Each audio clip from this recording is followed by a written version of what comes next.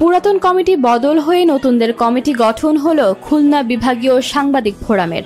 শনিবার রাজধানীর জাতীয় প্রেস ক্লাবের মাওলানা মোহাম্মদ আকরাম খাঁ হলে নির্বাচনের ফলাফল প্রকাশ করা হয়। বিনা প্রতিদ্বন্দ্বিতায় নতুন কমিটির সবাই নির্বাচিত হয়েছেন। এজিএম এর শুরুতে খাবারের মাধ্যমে সকল সদস্যদের মিলন মেলা হয়। কোরআন তিলাওয়াতের মাধ্যমে এজিএম অনুষ্ঠান শুরু হয়।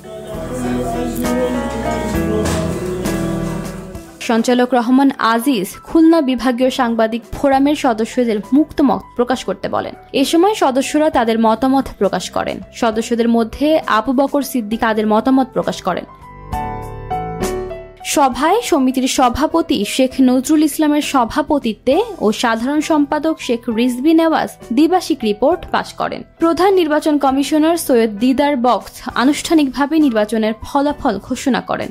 এ সময় কমিশনের অন্যান্য দুই সদস্য আমিরুল ইসলাম কাগজি ও সুলতান মাহমুদ উপস্থিত ছিলেন।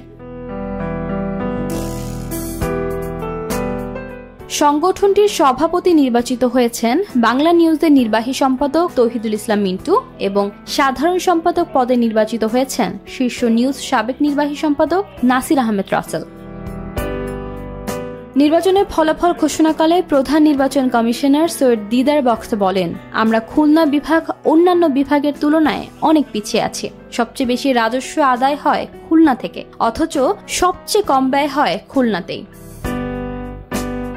খুলনা বিভাগীয় সাংবাদিক ফোরামের সাবেক সাধারণ সম্পাদক ও ঢাকা রিপোর্টার্স ইউনিটের সাবেক সভাপতি মুরসালিন নোমানী এ সময় উপস্থিত ছিলেন। সভা শেষে নবনির্বাচিত কমিটির সভাপতি তৌহিদুল ইসলাম মিন্টু ও সাধারণ সম্পাদক নাসির আহমেদ রাসেলের নেতৃত্বাধীন কমিটির কাছে দায়িত্ব অর্পণ করেন। এজিএমে খুলনা বিভাগীয় সাংবাদিক ফোরামের সদস্যরা সংগঠনকে এগিয়ে নিতে নতুন কমিটির প্রতি আহ্বান জানানো হয়।